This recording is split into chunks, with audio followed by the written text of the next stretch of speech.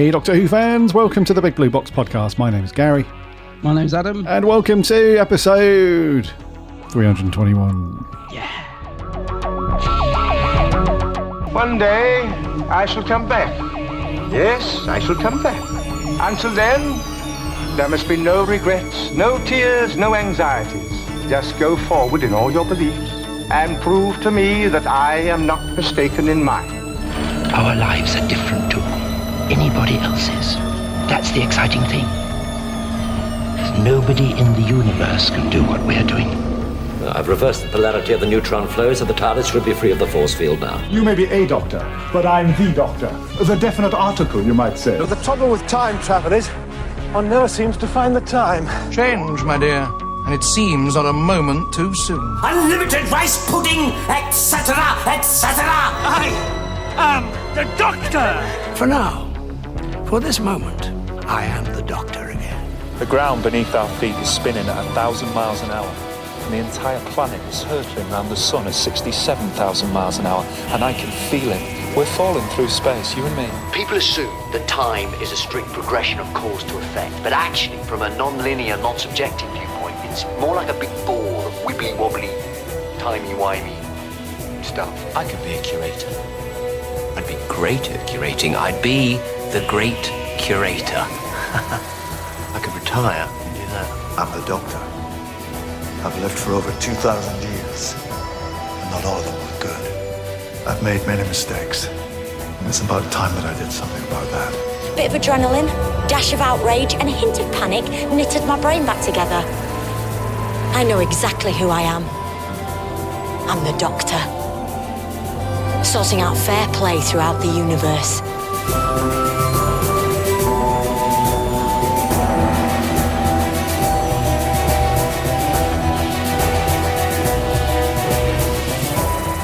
Hey, Who fans, welcome back to another week. It's good to have you here. This is episode 321. I hope you're keeping safe and healthy. I hope you've had a cracking week and that you've managed to do something Doctor Who related. I hope you've done something Doctor Who related. Indeedy. No news this week. Yeah. It's becoming the norm rather than the exception. Years ago, we had news coming out of our ears. We had loads to talk about. It felt like going back a few years. In fact, there was a moment of a couple of years solidly back in probably 2016ish, where Adam and I used to sit there and say, right, well, we've got too much news. We're going to have to cut something out. We can't just talk about news for an hour and then do merch for an hour. That's 2 hours already, and then do a review on top of that. We had too much. We had to prioritise the news and stuff. But these days, I'm sure it will pick up. I'm sure as we get into later on in the year, when we get into Series 13 and onwards with the specials next year and all the hoo-ha around a new showrunner, a new Doctor and stuff, I'm sure it'll pick up. But yeah, it's still very quiet out on the Doctor Who landscapeage. It is. I'll tell you what, I would be pleased. I mean, not so worried about the new series, but I'd love to have a new Blu-ray announced. That seems like that's overdue. The next Blu-ray set, the classic seasons. Yeah. Do you reckon we've got one coming this year? I was hoping we would. Another one this year, towards the end. Yeah. Yeah, I was hoping so, because things seem to be sort of, the cogs seem to be turning. Chris Chapman's been tweeting that he's been making new documentaries and things, so we know stuff's going on. I guess it's just how quickly they can turn them around to get them out. But I would hope we'd get another one this year. But I just thought by now, because the last set, what was it, season 24, come out, didn't it, a month or so back? And normally when one's released, we at least know what the next one's going to be. So yeah, I don't know, just hoping that we get an announcement for one soon. Need something to look forward to. Yeah, we do. I reckon it's going to be around Christmas time. That's what I was thinking. Yeah, it's going to be right at the end of the year or something like that, isn't it? I think so, because we're coming up to the end of August now. Even if they were to announce it tomorrow, for example, that's still cutting it quite fine to get it out for the end of the year. So we'll hopefully get an announcement by the end of the year. And then by March, April time next year, we should get that, whatever box set that happens to be. Yeah. I read you though, dude. It would be nice to have something on the horizon. In that respect. I reckon the BBC are planning a black and white one, because they're definitely trying to.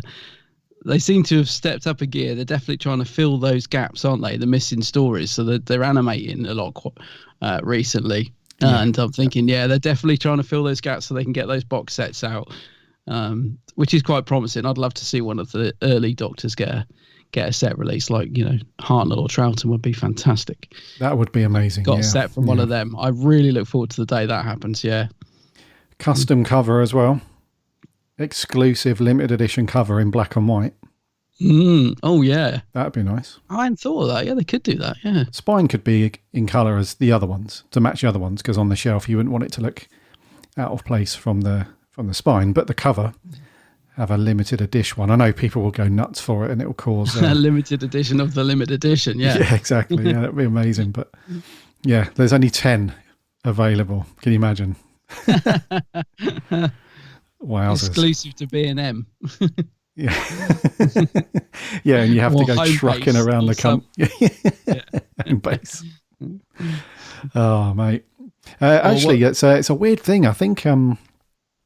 Some other shops have started to do some sci-fi collectible merch, What? Just kind of weird. Yeah, it's strange. The other podcast that I do, the Star Wars one, we were talking on there last week about there's a high street store in the UK called Sports Direct.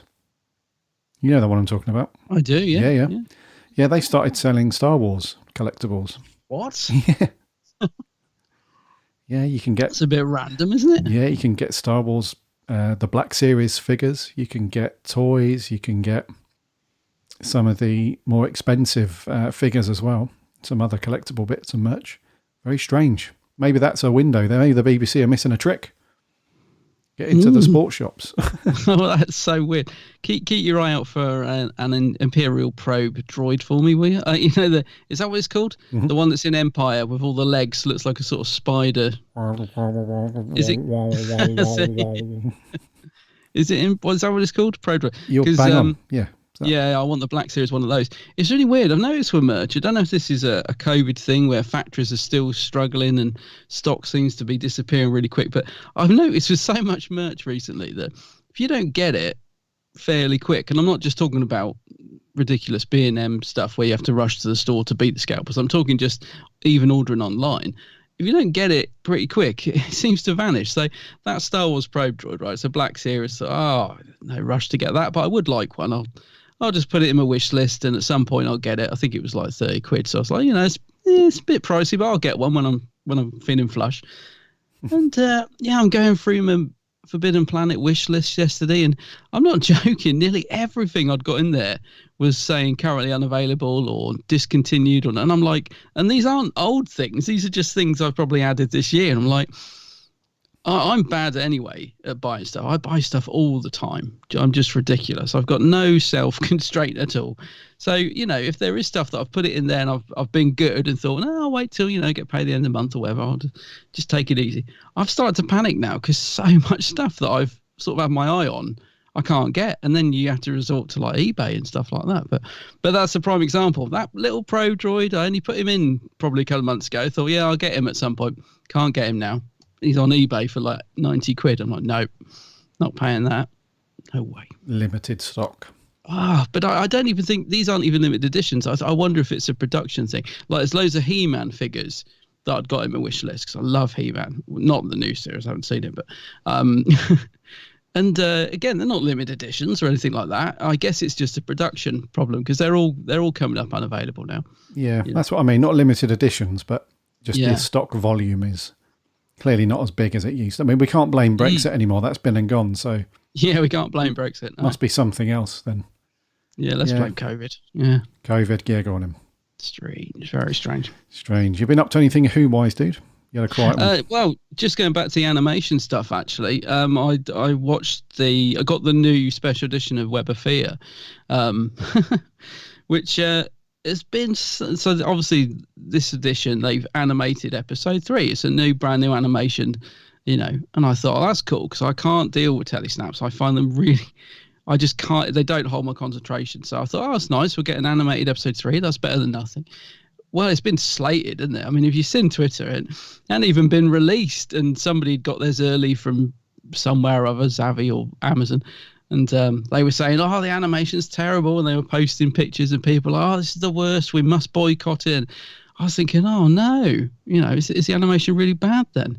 So anyway, I put it on Monday. My copy arrived on Monday, and I was preparing myself for this abomination that must be boycotted at all costs, to show the BBC we won't put up with this standard of thing. And I'm like, okay, the faces are scary. I get it.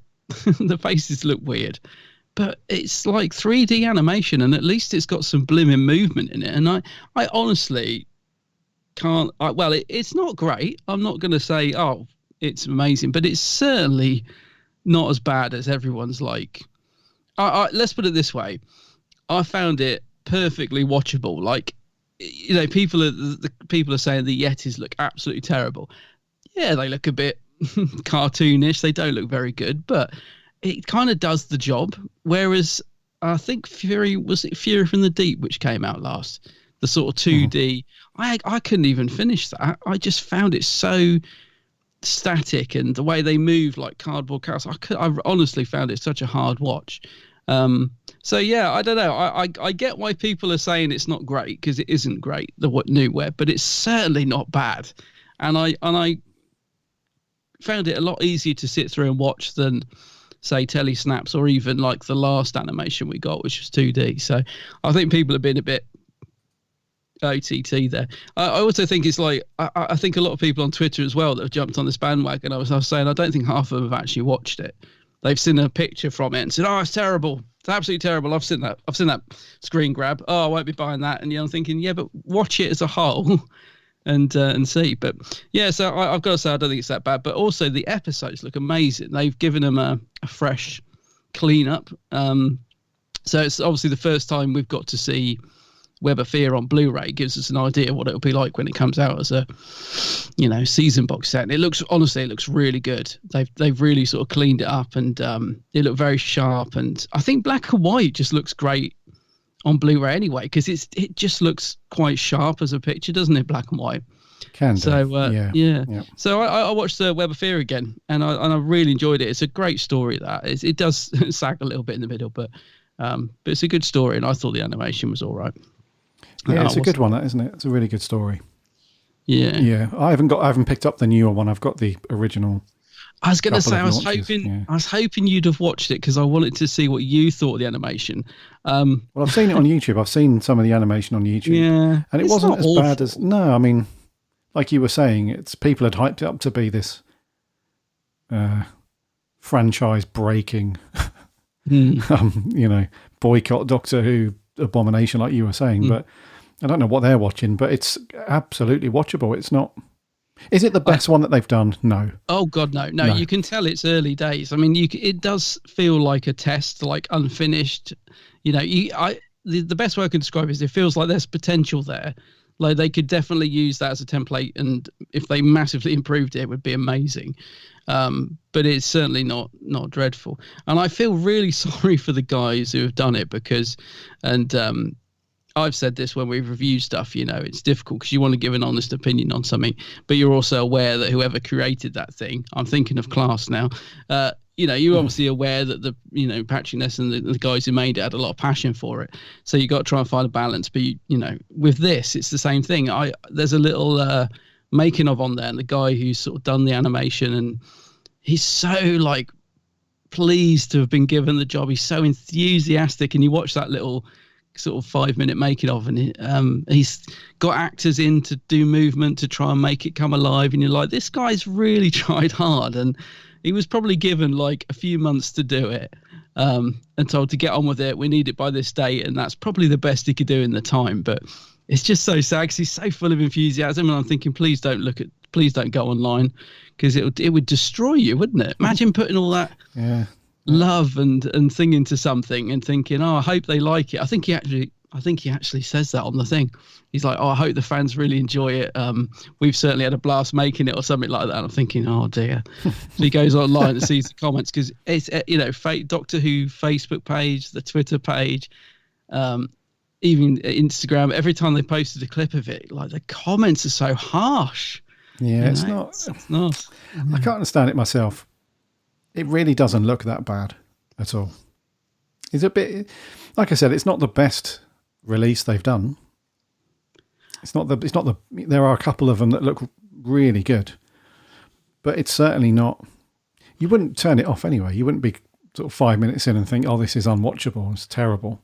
Well, I was expecting that because I've seen people saying it. I've actually seen people say that it's unwatchable, and I'm like, no. I've just, believe me, I don't have the best attention span, and I was quite happy to sit there through it. So anyway, so I watched the new Web of Fear, lovely new cover by Lean Binding as well. He's done a great job on that. I think it's Lean Binding anyway. Mm-hmm. Yeah, sure it is. But I haven't really done much else really. I just got to ask you, did you see the new promo pic that was released of our new TARDIS team against some graffitied wall? Did you see this? Yeah. What did you think? Because people are loving that. Oh, my word. The amount of, there's a lot of people liking it. It's okay. It's, to me, does it, when you look at that promo pic, does it scream quality science fiction program to you, or does it say something like CBBS coming this autumn? Are you referring to the picture of Yaz the Doctor and what's his face? And it's just a grey wall. That's all it is. Is that the one you're talking about? No. It's them against it. So it's a wall, a graffitied wall. It just got released the other day by the BBC. It's them against a wall of graffiti, and it's got a couple of hidden things because there's this. I've got it. Yeah. Yeah, there's this quest going on, isn't there, about trying to find all these clues to enter into the BBC website or something. So it's got a clue on there as well. No, I mean, to be fair, there's nothing actually wrong with the actual picture itself, but it's just that for me personally, I look at it and I'm like, so this is where Doctor Who is at the moment. Have you got it? I've got it now. Yeah. It just looks like a sort of kids program aimed at like 5 to 10 year olds to me. It's all bright and garish, and I don't know. But like I said, I'm probably in the minority because a lot of people are loving it. They're like, new picture, it's fantastic. I can't wait for them to hit the screens. But my just heart sank a little bit. It just doesn't say Doctor Who to me at all. It just looks But it's, as I said, as a promo pic for anything else.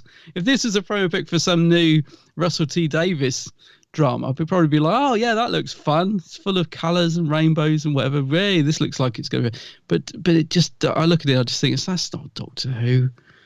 It's not science fiction, is it? It definitely has a CBBC vibe to it. Definitely. Definitely. It does, yeah. But I don't know.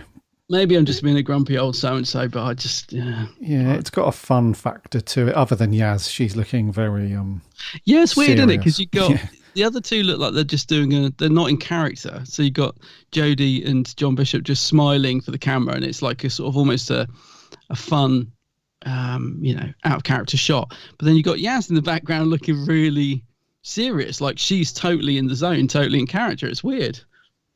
I'm not sure what's going on. Yeah. What's that trying to tell us? Yeah, I don't know. Who knows? But yeah, it's not. Yeah, it certainly's got a young. It absolutely feels like yes, you've hit the word that young. That's it. I'm obviously just getting old. I'm obviously just getting grumpy. It's just a young vibe, isn't it? It's a young, cool, hip vibe that I'm just not on board with. Oh, mate.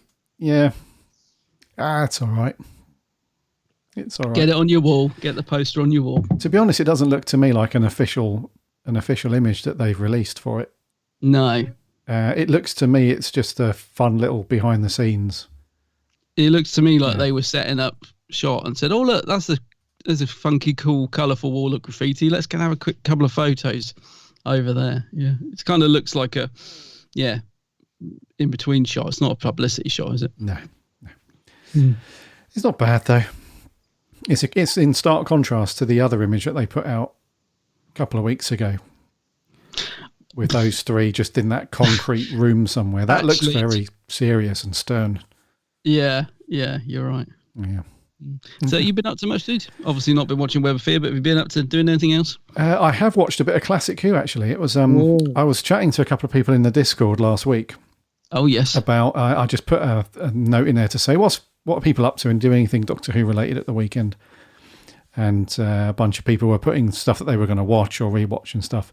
And it got me thinking, I haven't watched any. I know that spoilers for later on in the show when we announce our next review story, but I haven't watched any Davison in so long, you know. Oh, me either, I don't think, no. I think he's the Doctor that I've not watched, like the biggest gap has gone past of any of the Doctors, really. So I thought, I'm going to stick on some Davison at the weekend because I had a fairly quiet weekend. I was out and about for some of it, but the rest of the time, I didn't have too much on. So I ended up putting some Davison on, which was really good, actually. I've really missed...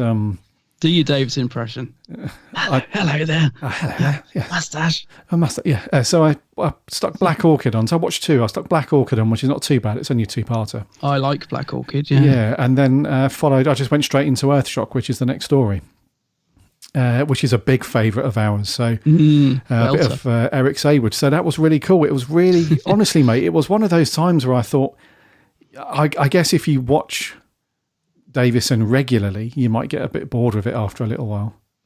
Dare I say it? You might get a bit bored after a little while. But because I haven't watched it for so long, you know, it was just really, really cool to because we had our Tom Baker month, didn't we, a while ago?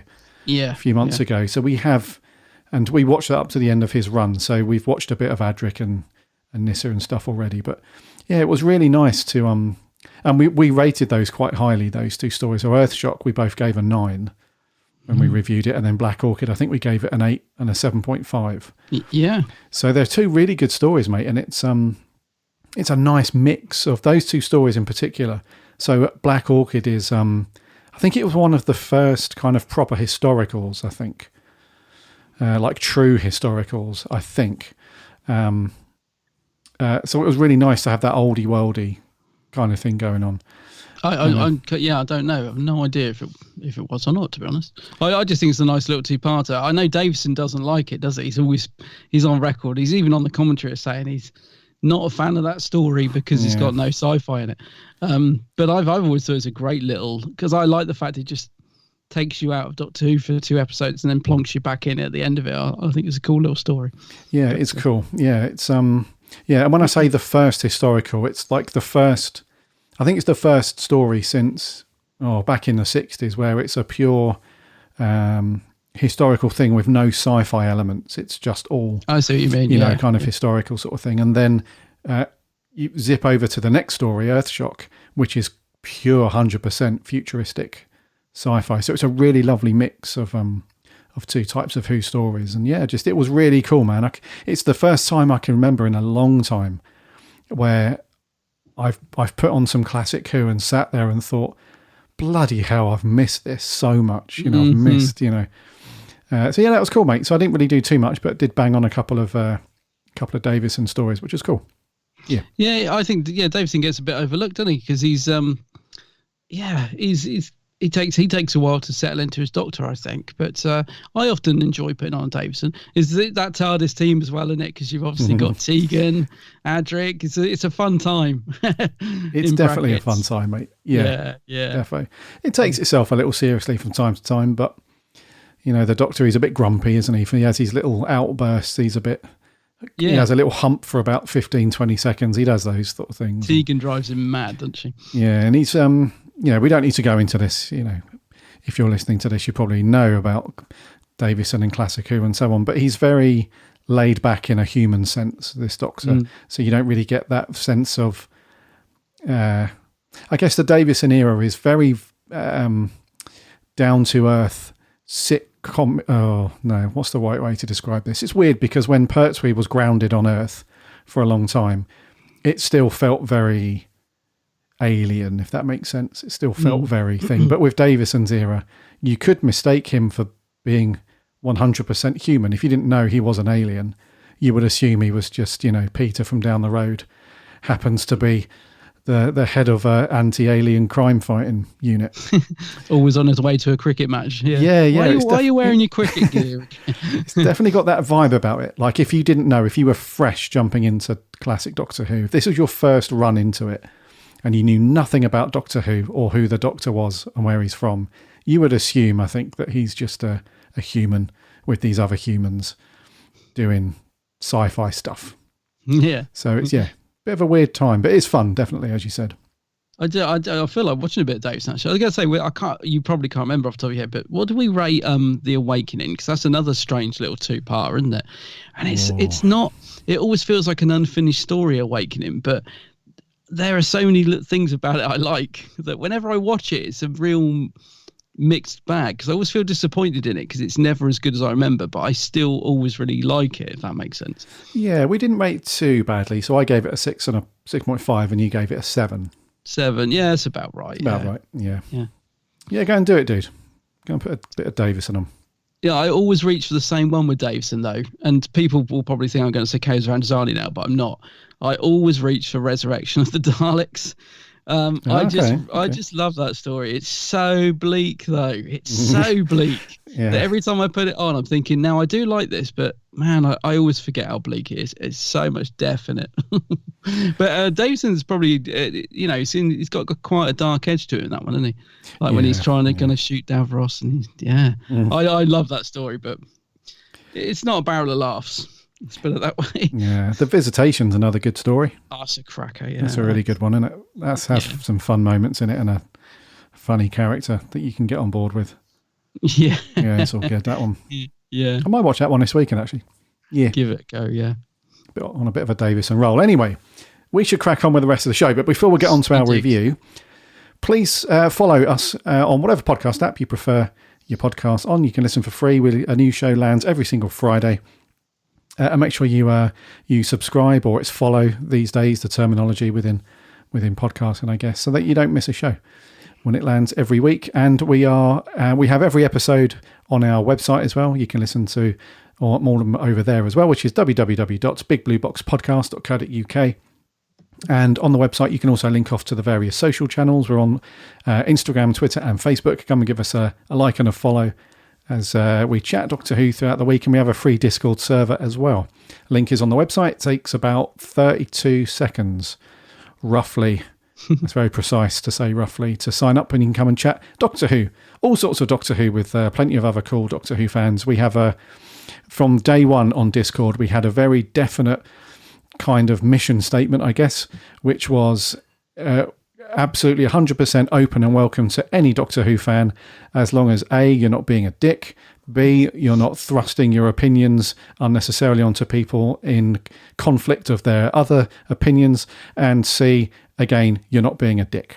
So the Discord server is a real safe, open place to come and chat Doctor Who. I don't put up with any nonsense over there. If I see anything going on, that person's kicked, and then we're back to normal service. So come and hang out and chat Doctor Who over there. And also remember to check out my co-host channel over on YouTube. It is, of course, The Geek's Handbag. Yeah, The Geek's Handbag, yes. Yes, go and have a look. In fact, my last video, was it my last one? One of my last ones was actually the location. I went to the location of Black Orchid. Oh, you did, yes. And went and rode a little miniature train. So go and have a look at that video. That took me so long to edit that video. Adam's also got loads of other location videos on his channel. A highlight going over to where they filmed the Daemons. That was very cool. Yeah, that was Devil's great, End. that. Yeah.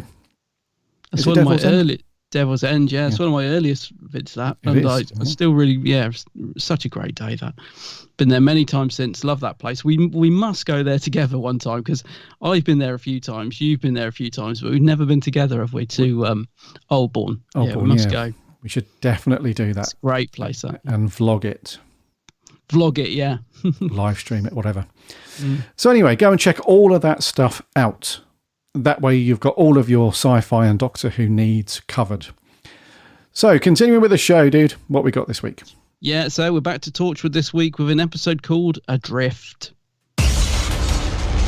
Jonah Bevan disappeared walking home from football practice. Why is this one so special?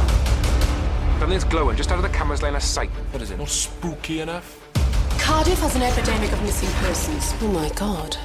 It's the hope that's killing me. He's got to be out there somewhere. I'll make it my own special project. No, leave it alone. I can't. What if the rift doesn't just leave stuff behind? What if it also takes? You're covering it up then, in the middle of the Bristol Channel. What's your mate Mulder doing there? Any reason you'd be on a barge that night? Close this down. Now. Close it down. Now. Now. While I go and pretend to whisper talk with Yanto in the corner. Torchwood. Adrift. Edging ever closer to the finale. Yeah, we are, yeah. I think we've got 2 more after this, I think so, yeah. Yeah, what's next time? Fragments and then the finale. Exit Wounds, I think it's called. Is that right?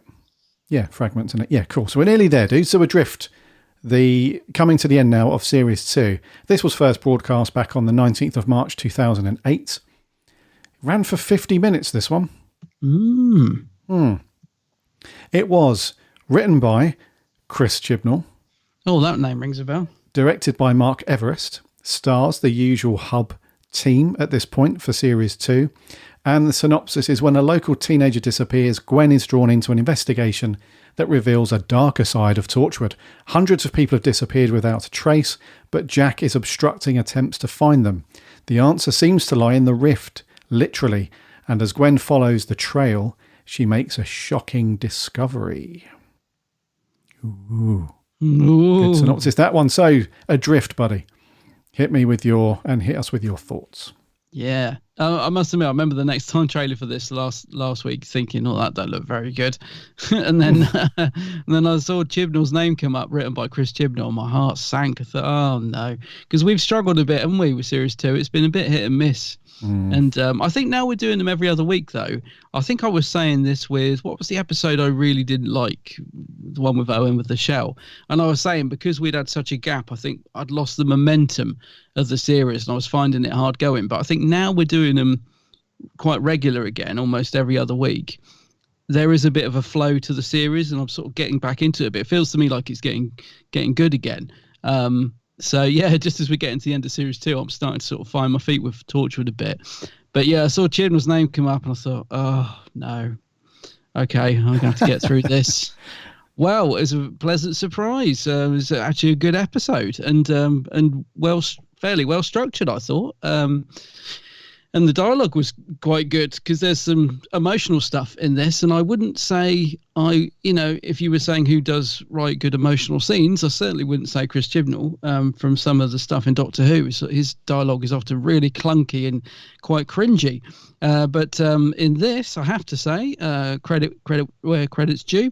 I think the scenes are really good. There's some good relationship tension between Gwen and... why do I always forget his name? Owen, Reese. Yeah, that's it. It's because it's Kai Owen. I always want to call him Owen.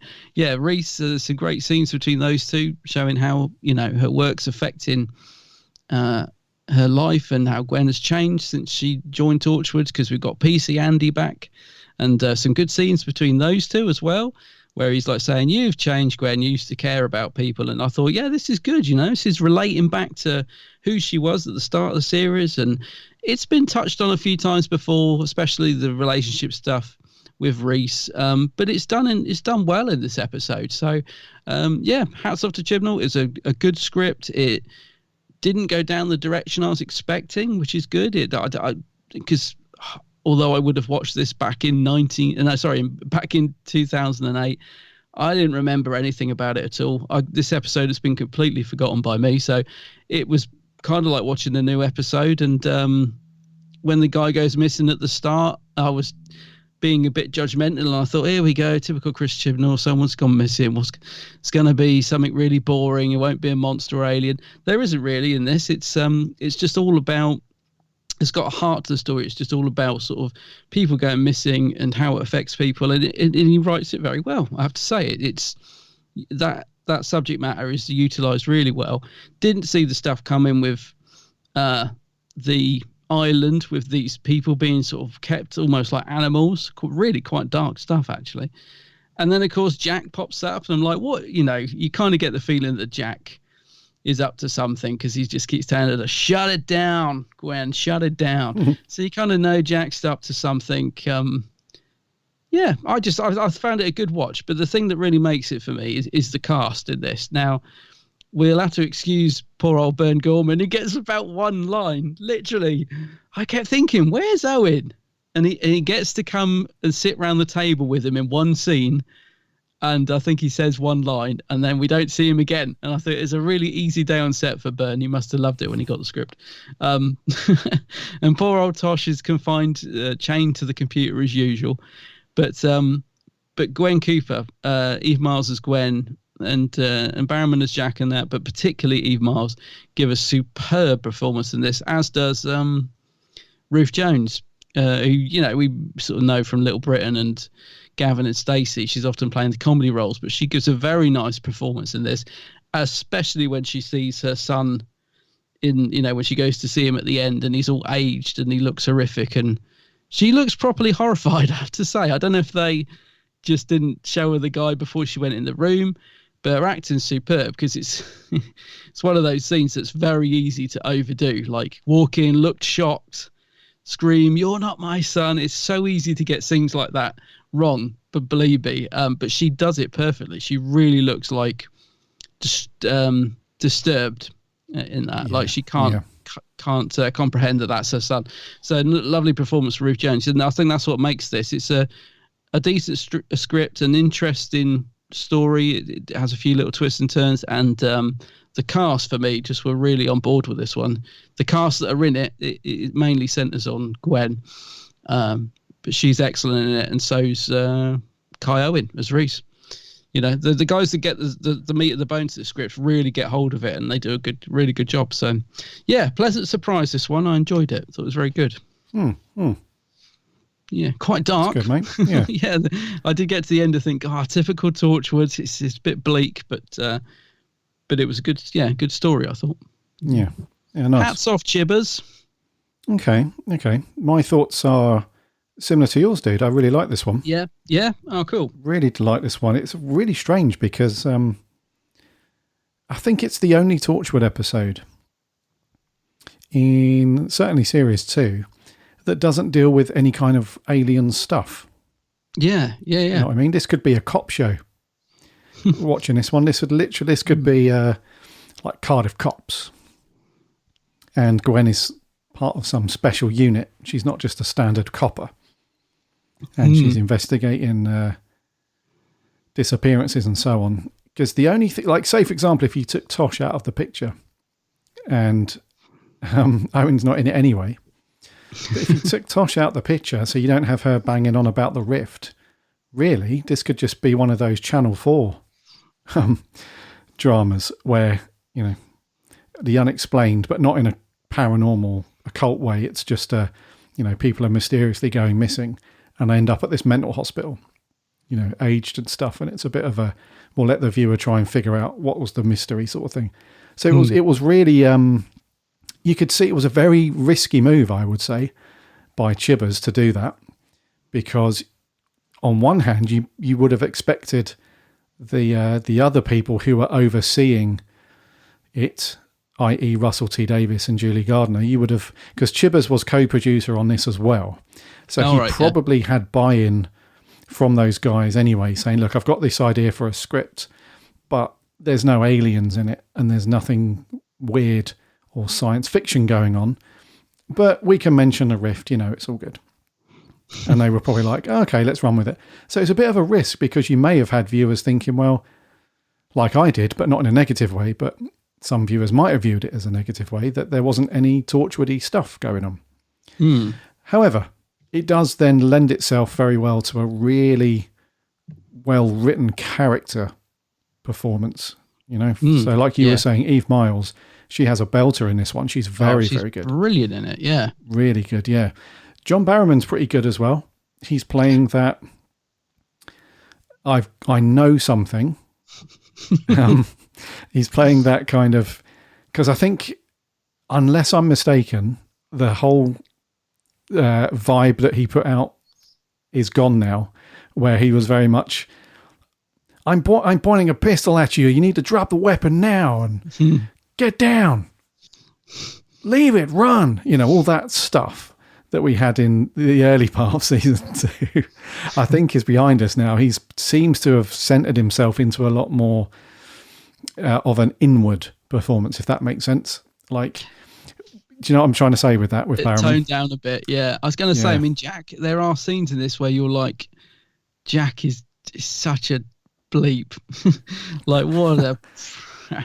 the way he does it, but it's got to be like that because he's trying to, because of the story and the fact he's trying to cover up all this stuff. But there are scenes where you're like, oh, don't be a bleep, Jack, But he does play it well, I have to say. Yeah, he doesn't. He's not particularly likable in the story, is he? Even though he's kind of doing it for the right reasons. He's, he probably could have made his life easier if he did just explain a few things, like why doesn't he tell Gwen about the scream, for example? Like when, because the first question I would have said is, well, why are they locked up? I mean, I get they're disfigured and they've been through some stuff, but is that reason enough to lock them up and have their families worry? All he had to say was, well, there's that and there's also this. Oh, all right then.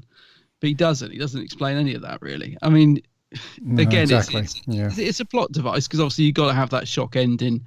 And it works quite well, but it does make Jack look a bit of a D-I-C-K at times. Yeah. But he plays that quite well, though. I think is the point I'm trying to make, because we know that he's hiding something, and we also know that based on Gwen's reaction and some of the other people there, especially Yanto, they both know that he knows exactly what she's talking about, but for his own reasons, he wants her to leave it alone. And I think it's kind of, it's like a personal mission of Jack's, I suppose, that he's taken it upon himself to take responsibility of these people that have been affected by the rift. And the only way he can do that is to put them on this isolated island and fortunately just leave them there. There's nothing else that they can do because the problems with them are so severe that a standard hospital or a mental institution can't help them because of this is like otherworldly stuff that they've witnessed and everything. So it's driven them to the point of madness where you can't just put them in a local hospital. They wouldn't do anything. So the only place to put them is somewhere where no one's going to find them, really. So yeah, it's but it's cool that he plays it that way. And he's not just doing the shouty thing throughout the whole episode. He does get a little bit short with Gwen a couple of times, doesn't he? He tries to force her to stop the investigation. He's like, shut it down. Shut it down. Now. Yeah. We have all that stuff. And not in 10 minutes. Now. Leave this alone, Gwen. Now. But she's strong, though. I love it when she stands up to Jack. I was going to say, I think out of all the Torchwood team, Gwen's the only one that can really handle Jack, isn't she? She really, he just doesn't, and again, he plays it well because it's in his face, isn't it? He's like, she's not going to take no for an answer. I just give in. And I love that. She really stands up to Jack, especially in the prison when she's like, open that door.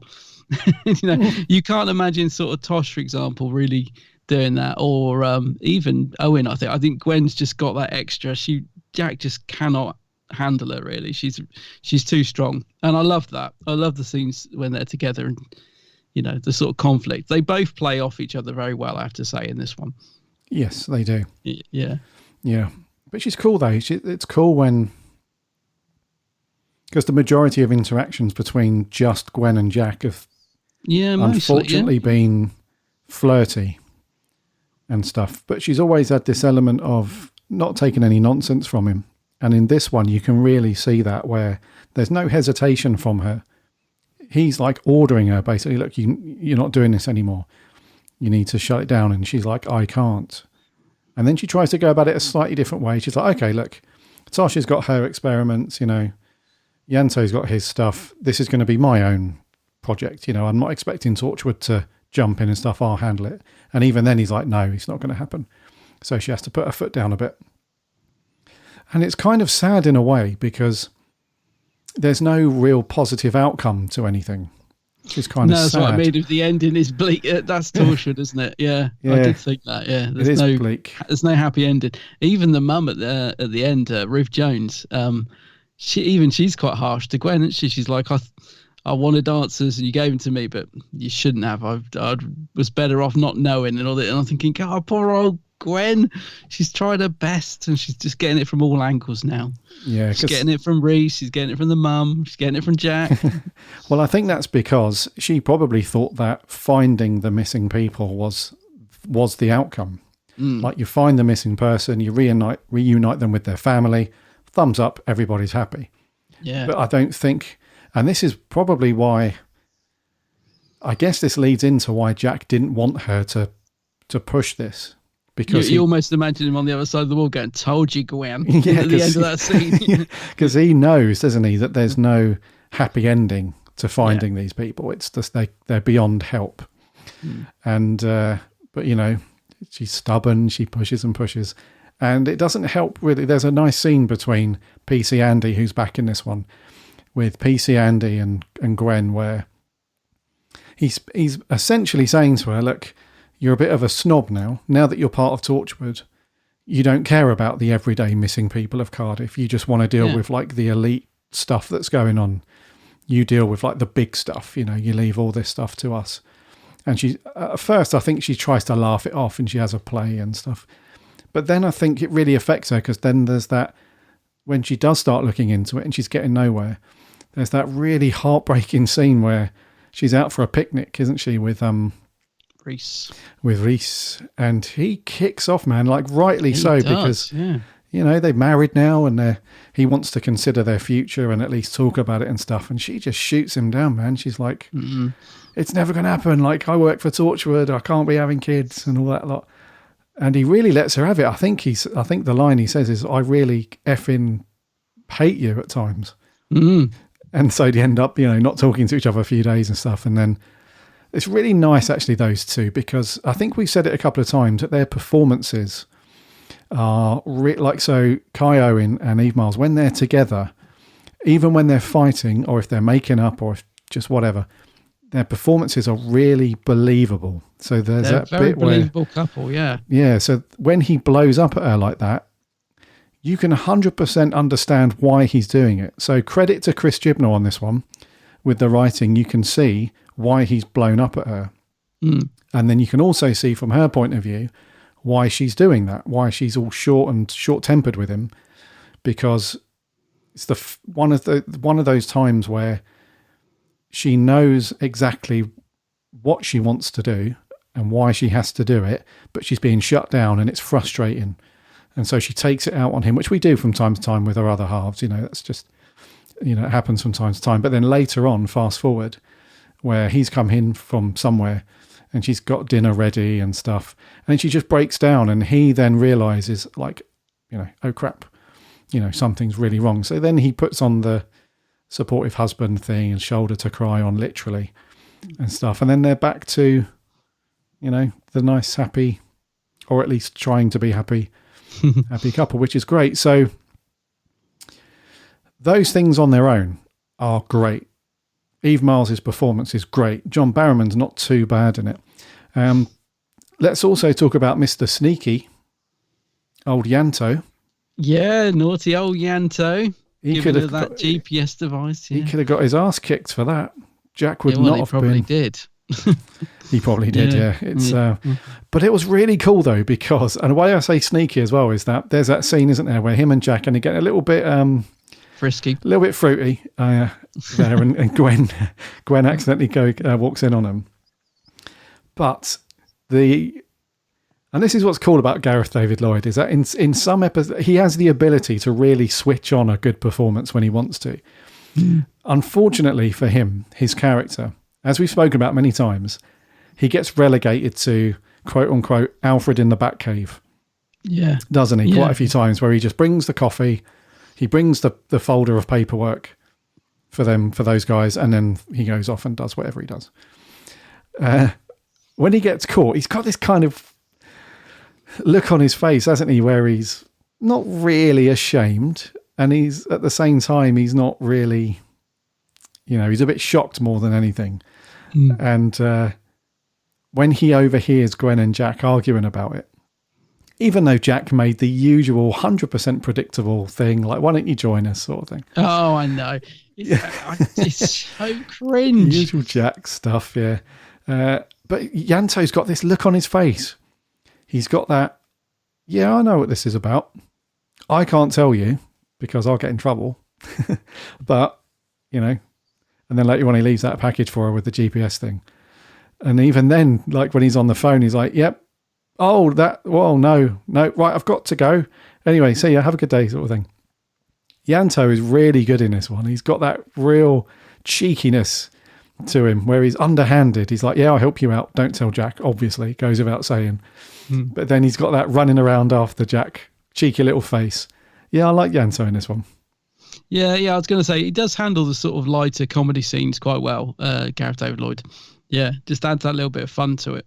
Yeah, indeed. Cool. But you're right about Burn Gorman, though. And the reason for that is because I found out, did a bit of research, and it was, this story was done in its own production block, which was filmed at the same time as Block 5, if that makes sense. So it had its own block for production, which was Block 7, apparently. And then Block 5 was the episodes from Out of the Rain, which we reviewed, and the next one, Fragments. All right. So for some reason, there must be a reason for that. I'm not quite sure. But anyway, that would explain why Burn Gorman's not in it, basically, because filming at the exact same time as this was From Out of the Rain, which was in a lot, and Fragments, which I assume he's in a lot more for that one. Oh, so it's a bit like a sort of Dr. Light episode, is it? Yeah. So they're literally... They're too busy doing other things. Yeah, just the schedule for the filming blocks, basically. There wasn't physically enough time for him to film loads of stuff in this episode and the other two, which were being filmed back to back at the same time as this one. So it wasn't back like when Hartnell just used to go on holiday and we were asking and scratching our heads like, where's the Doctor at this point? We haven't seen him in a whole episode just because William Hartnell decided to go off. It was literally just a filming schedule, production blocky thing. Yeah. But and I mean, I don't mind it when they sort of very much centered this around one character being Gwen. And I don't mind it when they do that now and again because it works quite well as a sort of a Gwen focused episode, doesn't it? Yeah, so it is a Gwen. I don't mind so much. Yeah.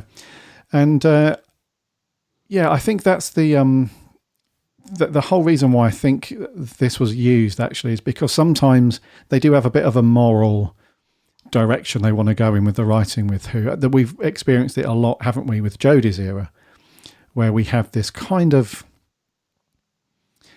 back in the day in the 80s and the early 90s with cartoons, there was a few of them like He-Man and Brave Star and some other ones that at the end of the cartoon, they used to say, in this episode, we learnt that Orko was really scared of something.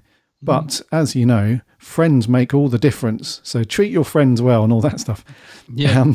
In recent couple of years with Doctor Who, it has felt like that a little bit where the Doctor, where they had this kind of moral, not obligation, but, they're writing stuff that sitting alongside this, outlandish science fiction stuff that's going on. They have this very real world, earthy kind of undertone, and the Doctor plays into that and says, you guys can make a difference with your planet. You just have to... Remember that stuff? I do. Yeah, we had it a few times. I think sometimes Doctor Who and Torchwood does have that thing going on where it focuses on something, because I think Chibbers did say that this episode obviously deals with loss. That's the main thing. It's the idea of loss and stuff. And he wanted to write a story about just the everyday person that goes missing all the time, that nobody knows about. Because nobody knows about, nobody cares about. So I think they try to focus on that and go back to what I was saying earlier about this being a very non-alien-esque typical Torchwood story. I think those performances absolutely had to have been on point and bang on, because there's no action really going on. There's no chasing down aliens. There's nothing like that. So all you've got left is those character progression pieces, like progressing that relationship at least the work relationship between Gwen and Jack, the relationship between Jack and Yanto, which is now getting fruity, as we said, and the relationship between Gwen and Rhys. So I would say that out of all of Chibber's stuff, this is up there with some of the best, really, because some of the Doctor Who episodes that he's written, not great. No, he's plotted it out better in this, hasn't he? Like, he's obviously got the theme he wants to get across, but it doesn't feel sort of hammered home. You get the message without it being too much in your face. And also, he deals with the characters well. So, like you said about the stuff between Rhys and Gwen, it's quite relatable, which I think we've said a few times. Quite often, Chris Chibnall doesn't seem to be able to write relatable characters. He doesn't seem to delve deep enough. You know, the characters aren't fully formed. But in this, the dialogue and stuff, as I said, is well written. It does feel quite relatable, that argument that they're having, the dilemma that Gwen's put in of finding out the answers and trying to decide whether she, you know, what she should do from then.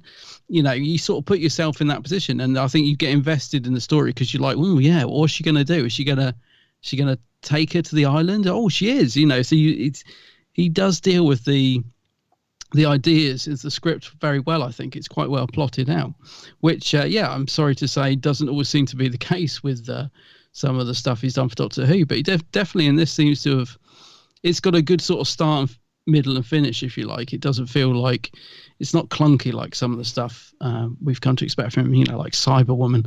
But, you know, so yeah, but there's a lot of stuff in this I think is quite relatable, which helps to draw you into the story. You can put yourself in that dilemma, and it's quite an interesting sort of dilemma to put yourself in, you know. So it's an interesting story in that sense, isn't it?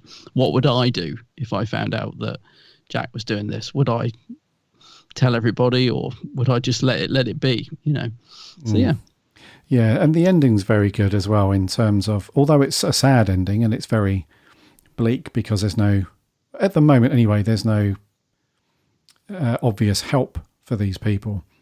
It does kind of reinforce, like you said, it has a good beginning and a good finish up couple of scenes where I think it's it kind of lets people know the more human side of what happens when these things finish, because with previous stories with Torchwood up to this point, we've seen Torchwood save the day, obviously numerous times, but we don't see what happens to the people affected by it afterwards. So although we have that kind of junction of alien-esque stuff going on and Torchwood, other than, yeah, I suppose you could call him human still, Jack, and you know, that stuff. The ending is very, very relatable and human to anyone that's lost anybody and stuff like that. It's it really closes it out in a, you know, it might not be the happiest of endings, but I think it reinforces that human aspect, because PC Andy throughout the story, he's kind of he's the character, whether we know it or not, at face value. That, you know, the way he's been written is very, he's struggling basically with these missing people, and he can only do so much as a standard on the beat policeman, right? So that's why he reaches out to Gwen in the first place. He's like, look, I know you guys, because I think he assumes that Gwen knows exactly what's going on anyway. The opening he does, scenes, doesn't he? 'Cause he's seen Jack in the footage, yeah, which really shocks Gwen. That's a good bit, actually, when she sees him. Yeah. So the PC Andy character throughout the story is kind of bringing us back down to earth. So when it starts to get to that point where Tosh is looking into the rift, and are we going down the road of like some aliens come through the rift and snatch people, and they're going to go and chase the alien? The PC Andy and the stuff that the scenes he has with Gwen, and also with Nikki by Ruth Jones, those things really bring us back down to earth, literally. And there's a scene where Gwen and Andy go to this this meeting that Nikki's put together. So all the other people that have been affected by family members or friends who have gone missing, they can all get together and talk about it and relate and stuff like that. Those things actually happen. You know, these are real, like police people that are frustrated that they can't do more, and people that have had people go missing in their lives who want, you know, they either set up a Facebook group or they do these physical in-person meetings and stuff. This is all like real stuff that happens like day in and week out, everywhere really. So that really brings you down. But I think going back to the ending, the scene that you mentioned where Nikki's going through his room, Jonah's room, and that's heartbreaking in a way. Yeah. Because it must be so difficult to, well, I guess there were two outcomes really, wasn't there? Somebody was either going to come to her and say, we found Jonah, but we haven't found him, if that makes sense. We found his remains, he's dead. And that's one sense of closure. Or the other one is, you know, what happens in this. And that's the other sense of closure. But I think she starts packing up all of his stuff, doesn't she? And boxing it all up and taking everything out of his room. And as if he's died, you know, because she knows that he's never going to come back and live with her and do all that stuff. So he may as well be dead, I suppose. And the way she puts it to Gwen is like, before I met you, I had hope. And that was what was keeping me going, sort of thing. That made me drive forward to watch all of these, any type of crowd footage that she got from events around Cardiff and stuff. She used to watch them frame by frame and try and spot him and stuff like that. But then when she knows the truth, that's it. He might as well be dead. So, you know, I'm going to pack up all of his stuff. And then she breaks down and cries. It's just heartbreaking, but it really drives home the what it's like to be human and be involved in Torchwood at the end, you know. So the ending is bleak, but it's but it's not Gwen turning to the camera and delivering some heartfelt message. No. What he's managed to do in this story is actually to tell those home truths through the characters, isn't he? Yes. So it's not something that he does that successfully sometimes, but in this one, Chibnall's, he's used the characters to tell the story, and he's done it well. You know, like you said, the character played by Ruth Jones, Nikki. You know, the heartbreak at seeing her son like that. It's all there on screen without her having to sort of turn to the viewer and say, "I'm horrified. What's happened to my son?" You know, it's all done in the writing and the delivery. He does remind me of it. I kept thinking of the guy from the Goonies. That's the only problem. Oh, Sloth. Sloth. I just kept thinking of him, poor guy. But this thing about screaming for 20 hours as well, it's kind of lucky that to scream non-stop for 20 hours and he leaves 4 hours in a day. It's very lucky that they managed to get there both times in that 4-hour window. Before the scream. That's horrific, man. I mean, I must admit, I don't know why I did this, but I cracked up laughing. I don't know why. I can't explain it, but at first I thought it was horrific. So when the doctor's trying to usher them out, it's like this, he's in a good phase at the minute, but this is not going to last. He's going to go off in a minute, sort of thing. And when he started screaming that horrific scream, and the actor's face, I mean, he played that really well. He was the old Robert Pugh who played the older Jonah. I assume he's not screaming at the top of destroying his vocal cords. Well, no, apparently he was, because it says in the so they did alter, they put some effects on it, but they were going to get him just to open his mouth and act, and they were going to overdub like an alien scream on. And apparently the actor said, well, let me have a go. Let me do one and just see what it's like. Sure. So he actually did. And they ended up using that take, apparently, but they sort of did add some effects on. Yeah. So it's like, it is. I think, where did I see that? It is his real scream, and he did scream his guts out. Right.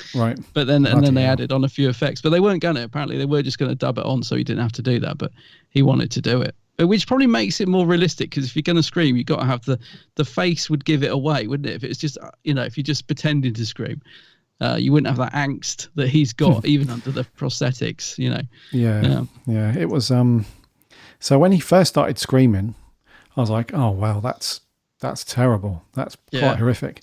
But then it goes on for quite a while, and then afterwards I just like cracking up. Like, I don't know why. I just laughed at how long the scream was going on for, and the actor's face. Because in my mind, I was thinking, like, his eyes are welling up and they're going bloodshot, and you know, I thought that he was, you know, screaming, but not at the top of his lungs. doing his vocal cords. I thought he was doing it, but he was more doing the face sort of thing. So I just thought the actor's probably thinking in his head, will somebody bloody shout cut any minute? Yeah. I need a drink or something. So that made me laugh. I don't know why, but it's not funny. Let me just, if you're listening to this and you haven't seen it yet, that's not a funny scene at all. That's just me being weird as usual. My brain does that. But that was a really cool. What did you think about, because the actual premise of that was another really good bit of writing from Chibbers where, I mean, if you're going to distress somebody to the point where they do that, then go all in. So he did with the whole, the rift sort of plucked him out of, out of reality in a way, and plopped him on a planet that was burning in fire, essentially looking into the heart of a dying star. I mean, that is like, that's the only real bit of science fiction that's in the story, really. But it sounds bloody awesome, though. It's a real cool sort of thing to have witnessed, and you can absolutely see why he's gone doolally. Gone mad. Yeah, totally. There is a myth to this story, dude. Unconfirmed. A myth? Yeah. Unconfirmed myth that the rift plonked Jonah at the final moments of the last Great Time War. Oh. And the man that rescued him, that Jonah said he was rescued by somebody, was in fact the Doctor. Oh, that's cool. Yeah, Plonked quite him like back. That. Yeah, I can see that. Yeah, I quite like that idea. Unconfirmed. Yeah, and it shouldn't be. I like it when we have these sort of theories, but they don't need to be confirmed. Just leave it out there. Those of us that want to believe it can believe it. Yes. Those of us that don't. Indeed. Yeah. Yeah, no, that's cool, though. I like that idea. I've got nothing else on my notes, dude. I thought this was a really good, because there was a few people that tweeted to say, bloody hell, Gary, it's not that bad. So after the last Torchwood episode that we watched throughout the rain, which I really didn't like it, did it? No. At all. I think this was a really cool sort of pick up back to a decent standard for me. So that's all I've got to say on this one. Have you got any more things you want to say on your notes, dude? No, just the music again. I thought Nick Foster, or was it Ben? Sorry, Ben Foster did a great job. I thought the music was really good in this. Some really creepy stuff. When we get to the place where they're keeping them all, and the music really added to some of the tension in the scenes as well. So good music in it. Loved seeing PC Andy back. I thought there's good fun chemistry between him and Gwen. The actors seemed to get on well as well, so it was good to see him back. And it also gave us a reminder of what Gwen used to be a police officer, so that was quite cool, bringing it full circle. And the only other thing I got on my notes, and I just wondered if you could confirm this, would the Doctor Who experience have been around at this time, or was this before that?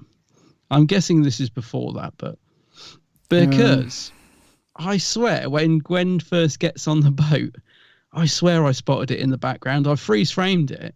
There's this big blue funny shaped building behind her when she's on the boat, and I thought that's the Doctor Who experience. I'm sure it is, but it could just be the building. I don't know if they built the building especially for the experience, or if the building was there and they adapted it. I don't know, but next time you watch it, dude, when she gets on the boat, when she leaves poor old PC Andy behind, she tells him to go and get coffee, and then the next scene is the boat drifting off, and she's like, I'm sorry, I've got to do this on my own, or whatever. Just look behind her and tell me if that's the Doctor Who experience. Okay, yeah, because they did build that. Or if it's just a big blue building that looks like it. Yeah, they did build that specially, that building. Oh, okay. In Cardiff. Might not be then. Might not be. Yeah, so that opened in 2012 in Cardiff. Oh, right. No, this is 2008 then. 2 years before, yeah. A few years before. Well, next time you see it, have a look, because it looks scary. It looks scary. I freeze framed it. I thought it does look like it. But no, it can't be, can it? Probably just a similar building then. Yeah. Yeah, I think it was a bespoke special build. 99% sure, dude. But yeah. All right. Well, next time have a look. You'll see what I mean. You can't miss it. Still a nice location, though. Anything around Cardiff Bay and stuff is very cool. Yeah, every time I watch it, anything around there, I just want to go back. That's the other thing I did like about the story, actually. It's the other sort of thing I've got on my notes is the locations. Because, it can get a bit boring when you keep seeing they use the same locations. And it's nice that we got a few different ones in this, like what they call those that bridge with all the barriers on it at the beginning. What are they called? the water buffers. Oh, yeah. Yeah, and the lighthouse as well was really gorgeous, and the island that they visit. It's just good to get a few new places in there, and I thought the location work was really good. Yeah, that island that they visit, which is called Flatholm, which is just off of Cardiff, the coast of Cardiff. That was, in fact, for about 10, 12 years, maybe longer, that was used as an isolated hospital. Oh, was it? Oh, good grief. Wow. Okay. I was about to say it's the perfect location for what they needed, but, well, it really was then. Wow. Bleak. But it totally looks great on screen. Really works, doesn't it? It does. Yeah, it's cool. Yeah. All right, dude, I think it's you to go first. Yeah, it's me to go first. I'm just pausing because I've written 7.5, but I think it's one of the better episodes. I'm tempted to go up to an 8. I think because of the performances, I'm going to give this an 8 because I really do think Gwen is absolutely superb in this. So I'm going to give it an 8 out of 10. Yeah. Okay, cool. I'm snap on that one with you. Okay. Oh, cool. Yeah. I'm an 8 as well. I think it's just the performances, really. It's a heartwarming but heartbreaking story at the same time. And I have to give credit to Chibbles. We do bash him a lot on this program, more so for the Doctor Who stuff. But to give him some credit, I think this is a really, really well written story. The script was really good, but it's more so the performances more than anything. So for me, Eve Miles and Ruth Jones steal the show for me. And the other Torchwood peeps, not really much going on from them. John Barrowman is pretty good. I think he had a decent, more sort of inverted performance rather than that sort of very extroverted, going crazy sort of stuff. So, what about PC Andy? Did you like PC Andy? I did, yeah. I thought he was a little bit of a beep at times with Gwen. There was a couple of times when they're on the phone and she's clearly busy, or she's looking into it. He's got the hots for her, isn't he? He's got the hots. Oh yeah, that plays into it. Yeah, there's a couple of times where he's like, "I'll just sod off then." He's got that kind of vibe with her, and she's like, "Oh, whatever." So, but yeah, he's all right. It's nice to see PC Andy. Yeah, he's pretty good. I just remembered actually that there was a good scene with them when they go to the meeting. Gwen, the mum set up the hall, and again, you think no one's going to arrive, don't you? You think, oh, it's just going to be them, and then all these people turn up. It was a good scene as well. Yes. Again, I was just thinking, yeah, it's just going to be them. It's going to be played for laughs. A comedy scene of it's just us, isn't it? Sort of thing. So that was a good scene as well. Indeedy, yeah. Yes. Rightio. So an 8 from him then, an 8 from me. Yeah. Pretty decent scores for that one. What did our listeners think, though? We had a few in on the audio reviews, as usual, our regulars. Ooh. And we had a few in on Twitter, none on Facebook this week. But if you guys are listening to the show and thinking, I'd like to be heard on the show, then absolutely do that. Every week we tell you, so we put a tweet out on a Monday and it tells you what episode, and we also say at the end of each episode, we tell you what episode we're going to review next week. Just record your audio review, do it on your phone, do it in whatever you like, email it over to us at the address is hello@bigblueboxpodcast.co.uk. Email it over and we will play it on the show. So if you've listened for a while and you thought, actually, yeah, I've got some thoughts on Doctor Who or Torchwood or whatever, then send us your audio reviews in. So thank you very much to our regulars, as I've labelled them now. So we are going to kick off with the first one, which is Joe Turner. Adrift is a fantastic piece of television. It is one of my favourite Torchwood episodes and one of the best of Series 2. I love how the entire episode is focused on Gwen, and it allows us to explore another side of Gwen's character that often gets glossed over. Throughout Series 1 and 2, especially Series 1, Gwen's character is rather selfish and self-centred, yet in Adrift, she's compassionate, empathetic and desperate to help others, something that doesn't always get shown in other episodes. The story itself is very interesting. It explores the grief associated with missing people in an incredibly mature manner. It's definitely a very emotional episode, and I love how Jack finally receives a reality check, realising that sometimes even Jack Harkness is wrong, and it's a strong performance of E. Miles that solidifies this. Ruth Jones as Nikki is great, and it's a really bleak ending. I mean, that scene with Jonah screaming is absolutely horrific, and you understand the terror he has endured as a result of the rift. Lastly, this episode is one that solidifies Reese and Gwen's relationship, and I do feel sorry for Gwen at the end, as all she tried to do was help Nikki, yet ultimately the pain of seeing her son like that destroys her. A traumatic episode with lots of highs and lows. I'm going to give this episode a 9 out of 10. Thank you. A 9. A 9, very strong score from Joe there, yeah. Yeah, it's a good score. And you're right, it does solidify a lot more the Gwen and Reese relationship for sure. Yes. Nice one, Joe. A 9 out of 10. Moving on, this is Neil Campbell. What about you fellas? How's it going? So, Torchwood Adrift. I think this is a really harrowing story. And, I mean, I'll cut straight to the ending. It was something that I don't think anybody really expected, to be honest. And that scream from Jonah, who's obviously been disfigured because of what's happened. I mean, terrible, really, isn't it? But even the whole build-up to that, you know, just sort of having that false hope and then getting the hope and then it being yanked away from you. It's terrible. But there was a couple of nice touching scenes, you know, whenever the friends and family of people that had gone missing, you know, appeared at, you know, the wee meeting and stuff. And just having Andy back in the story was good, you know, him and Gwen working together and stuff. I like the scenes with Gwen and Reese. Reese is an absolute legend, and even that scene where he loses it with her, you know, down at the park, you know, he really puts her in her place.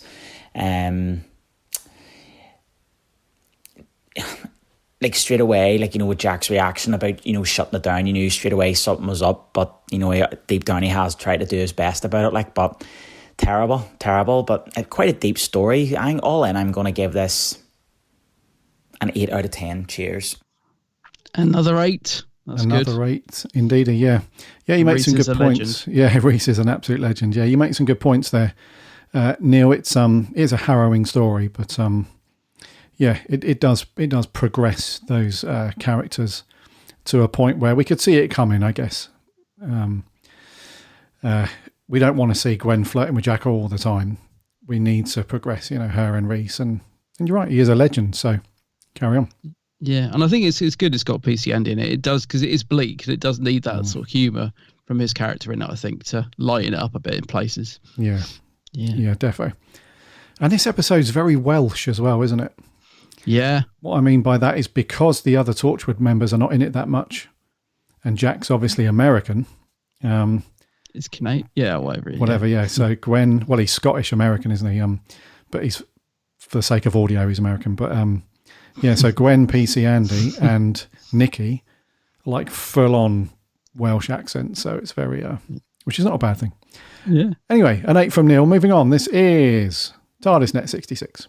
I've always felt Chris Chibnall's Torchwood episodes are very strong and much better than any of his Doctor Who episodes, and this episode is by far his best episode and the best thing he's written for the Whoniverse. And more than that, I think it's the best standalone Torchwood episode in the first 2 series, before it took the long-form story format. It puts the focus on Gwen and her fight for justice, with a lot of time with PC Andy as well, and with a compelling mystery, and with an emotional centre spending a lot of time on the victims, and showing Jonah's mum and her suffering and pain without her son, not knowing where he is. But the truth of seeing her son older than her when he has been through so much terror and pain ruins her. The story is pessimistic and dark, but with reality, and puts Gwen and Jack both into question in their viewpoints, and puts them both in dilemma, as their actions have consequences. But I do wish Yanto was more involved, and some of the dialogue with Jonah was clearer in places. I'd give it a 9 out of 10. It's brilliant. Brilliant. 9. Wowzers. With a 9, yeah, from TN. Yeah, it's a good score. It's yeah, you're right. It does kind of focus on the consequences of their actions as they do these things. And I think that's probably why Jack didn't want Gwen to pursue it, I guess, because he knew that the consequence of that would be pretty harrowing and horrific, which Nikki ended up experiencing, I guess. So, but yeah, it's weird, isn't it, to say, you know, that you enjoyed something so bleak and harrowing, but that's TV for you. Yeah, yeah. I was going to say, if it's done well, if it's handled right, it can be good. Yeah, and entertaining. And also, just want to say that when you do have episodes and stories like this that are written really well, and the performances are really good, there's no way that you could sit on the fence and be indifferent, because even if you didn't enjoy the like TN said, the experience, the consequence of what was happening, or witnessing what was happening to these people, at least you experienced something. You weren't just sitting there thinking, well, I don't enjoy or dislike this. This is just meh. Which is exactly what, not just Torchwood, but Doctor Who, it needs, It needs that. You need to experience something, whether it's horrific like this or, happy and enjoyable, whatever. But yeah, it needs to draw you in, doesn't it? It needs to be engaging. Otherwise, you just switch off. Absolutely, yeah. You just grab your phone and start looking at Twitter and stuff, and that's not good. That's a good point, actually. I don't think I looked at my phone at all during this. I genuinely don't think I did, which is, says it all, really. Yeah. Last audio review from Down Under, Sammy Satine.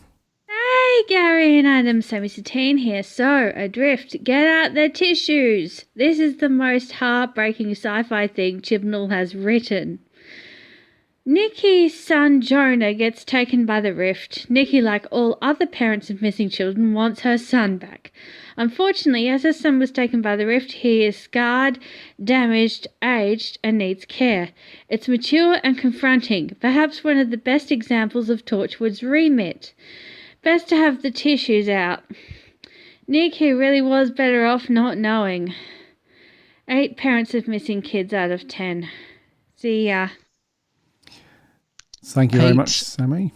And 8, yeah. So, yeah. And 8, confronting and mature, says Sammy, which is indeed correct, It is Torchwood's remit, I suppose, to handle the more mature stuff that you wouldn't see in Doctor Who. But don't be too down, Sammy. We're over that now. We're on to the next thing now. So, but thank you very much for your review and your score, which was an 8, which is good. We didn't have any on Facebook. We had a few on Twitter, though. So Doctor Who Home said, this is a story that gets the balance right because it's adult without going OTT with gore or swearing like Series 1. It's a heartbreaking story with lots of chilling moments, one of the best in the entire run. Although I don't know why Jack never came clean. Maybe a rewatch is due. Jordan Shortman, one of our writers, says, this is one of my fave Torchwood stories. Eve Miles puts in an amazing performance, and the Nessa actress is fantastic here too. It's a story that explores the horrors of space and time travel, not the fun side we normally see. This is one of Torchwood's finest hours. Chippy T says, Eve Miles gives a great performance here. You can see why she has worked across a whole range of Who programmes. Dark, sombre and a touch disturbing. Great story, this one, an 8 from me. And one of our other writers, Maria, she says, hold the front page. Chris Chibnall wrote a gem and it's terrific. Great performances all round. Gwen, being the heart of the series, is turned on its head as she discovers some hard truths. No villains, just an emotional story, and where Torchwood was aiming for over 2 series. Cool. Absolutely right, Maria. Thank you very much. Yes. So I think generally a well-received episode. This one we scored pretty well. 8s and 9s, so really good one. So anyone that's coming up to Torchwood, this is a nice isolated one, actually. If you've not watched Torchwood before, there's no exposition here. You don't have to have watched anything else to get what's going on. This is just an isolated, nice little, I say nice, it's an isolated, good, intriguing watch. So if you've not watched Torchwood before, then you can give this one a go quite safely. It's all good in that respect. Right, dude. Before we get on to what we're going to review next, I just want to let you guys know that there is no episode next week. I'm away on my hollybobs, and so we're going to postpone for a week. So there'll be no episode next week, which would normally go out on Friday the 27th of August. That's not going to happen. So our next episode will be Friday the 3rd of September. And for that week, for that episode, dude, what we're going to look at? Yeah, so actually we were talking about him earlier, weren't we? The 5th Doctor. So we are going to be watching his first story, Castrovalva. And we'll be reviewing that, Castrovalva. So this leads on nicely to, if you were around when we did our Tom Baker month back in April, then we watched full circle all the way through to the end of his run and finished up the end of April with Logopolis. So this picks up nicely from there, which is good. I can already hear the music. Funky 70s sounding guitar. Yeah, cool. Indeed, yeah. Yeah, so I think we'll wrap there, dude. Let's stick a pin in it there for episode 321. Indeedy.